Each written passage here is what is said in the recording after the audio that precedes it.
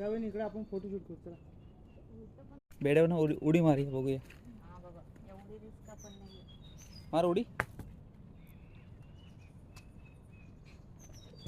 नाही उडी मारता येत. ही चवैनी आहे. काय चवैनी चवीनी माहिती. माहितीये. चवीनीची पान आहेत ती. हिला म्हैस केळ सुद्धा म्हणतात. म्हैस केळ पण इथं जास्त येत नाहीत. ह्याचं ना एवढा छोटासा केळ असतो. छोटंसं भाजी पण आली टाकल्याची. कुठे जी बिलकुल मेथीसारखी दिसते ती टाकल्याची भाजी. टाकळीची भाजी. येस. पेरं पण आहे इथं.